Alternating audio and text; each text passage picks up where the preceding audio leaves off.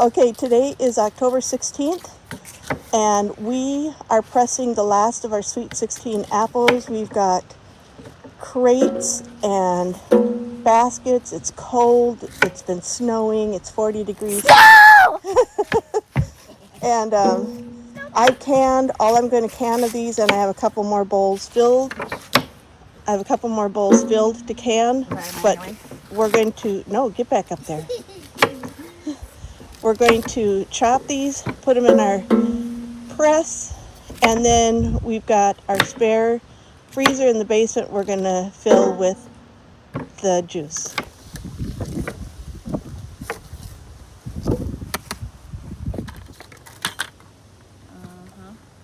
Yeah.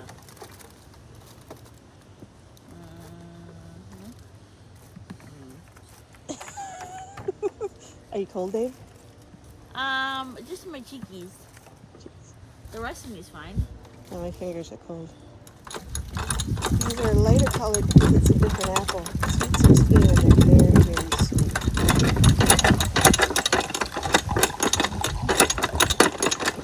This is so good. Sweet 16 apple. Oh, it's crisp and cold because it's so cold out here. Fingers are cold.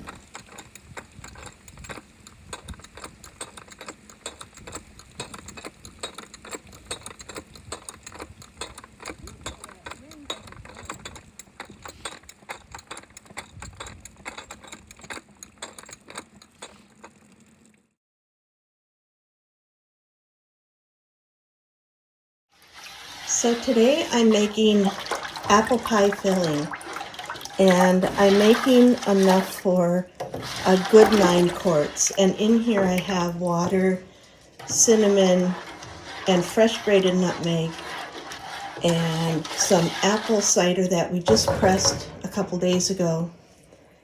So mostly it's like, I've got 10 3/4 cup liquid, of which a solid 8 is apple juice. For your gel that it calls for a clear gel. You want to make sure that you use a cooking clear gel and not an instant clear gel. The difference is instant clear gel is made to be heated up once. So you put this in a pie, you heat it up once. This clear gel is meant to be heated up multiple times. So I'm heating it up once in the liquid. I will heat it up again once it goes in the canner, and then I'll heat it up a third time when it goes into a pie or tart or whatever I make. And over there, I'm starting to peel the apples. I've added 9 quarts of apples.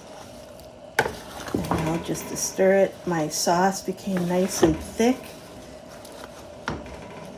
There's a lot of apples in here. And now I just want to heat this up for about 5 minutes, and then I'm going to put it in my quart jars and put it in the canner. And if I have any left over, it's going for dessert. Now, as I'd mentioned before, the difference, you can see how thick and gelatinous this is.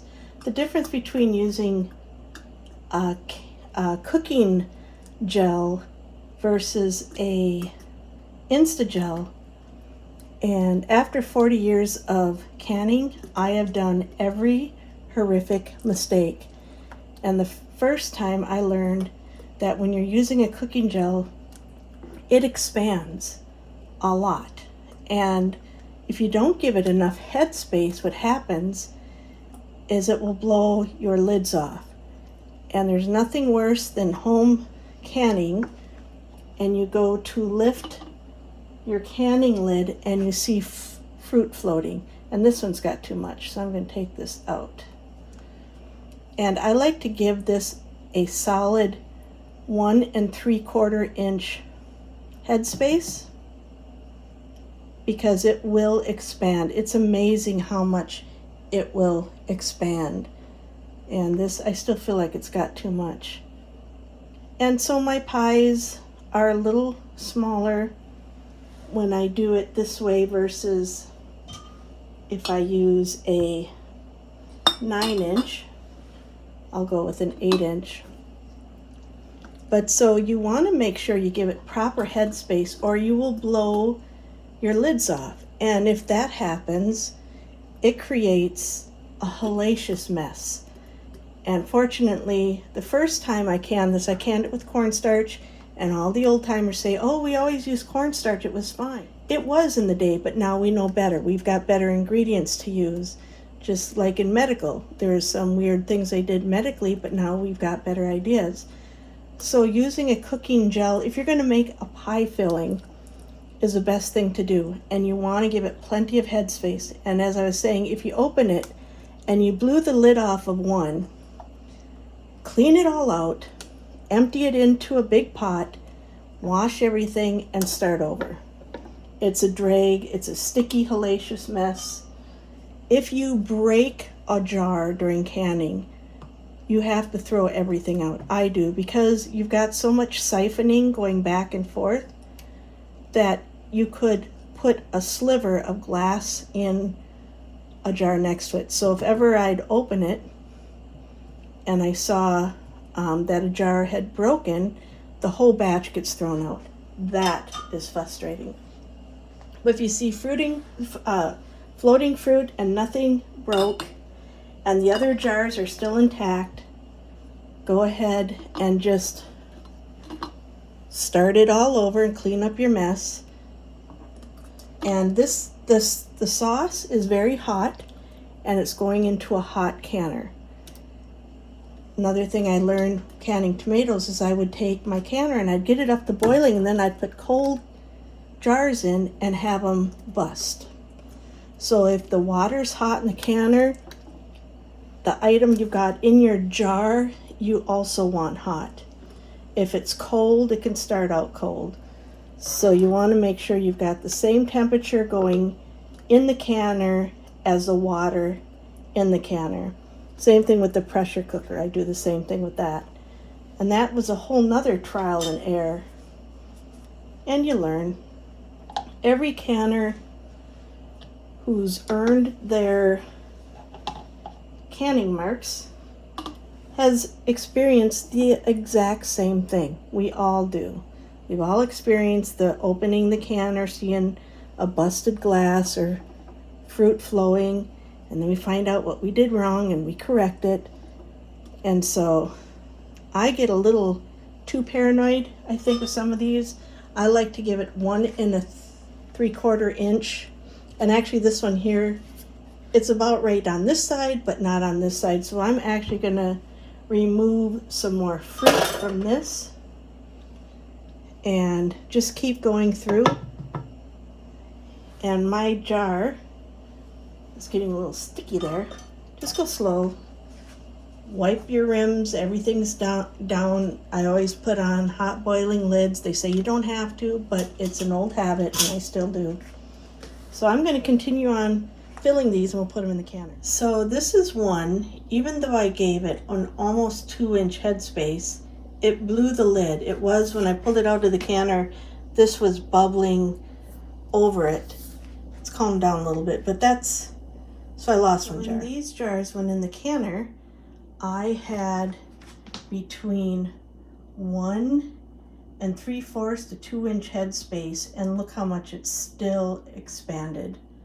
So hopefully, I know I got one that's going to seal. I'll get a few that seal because I do not want to make that much apple pie tomorrow. So this is day 2 of doing apple pie filling. My station for chopping apples, my bowl with citric acid to keep them from browning, my first bowl of apples, the canner, the spices and sugar, apple juice, plus I need to do a few more cups, and then I've got a few more apples in my trusty basket to use up, and then I'm officially done with apple season. So when you open up your canner, you never want to see that. I'm beginning to really dislike pie filling.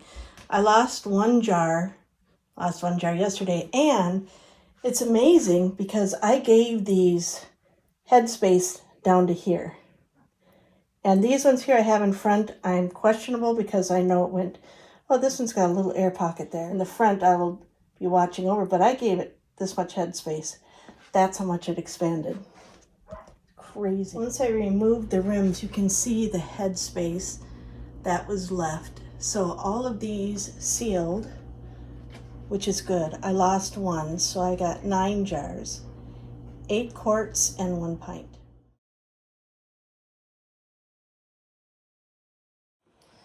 So today I'm going to be canning some black beans. I have 24 pounds of black beans. I'm not going to can that much. In here, I've got 6 pounds that have soaked overnight. I'm bringing them up to a boil. I'll boil them for 30 minutes. And then I've got my pressure canner ready. I got the chipotle idea from Carol, the Thrifty Chic Housewife. She's got a YouTube channel. But she uses whole peppers, but I pureed my chipotle peppers. I've also smashed my garlic, which is very, very fresh. I did fresh lime juice. I've got some Himalayan sea salt. I don't know if I can do this one-handed. Some pink Himalayan sea salt I'm going to put in for my salt. I've got my jars ready, and I've got 9 more jars on the other side of me ready to go because I plan on doing a couple batches of black beans today. We love black beans, my favorite. So yesterday I canned 2 batches of black beans. They look like kidney beans, but they're actually black beans. They started out like this, and after soaking them for 24 hours, well, more like 18 hours, and then cooking them for half an hour, then processing them, they lose some of their color. I added chipotle and fresh lime juice and garlic, and I tried some leftover. I did get some put in the freezer because I had several cups left over, and it's really spicy, so these might be very spicy, which is good to know when I mix it with chicken.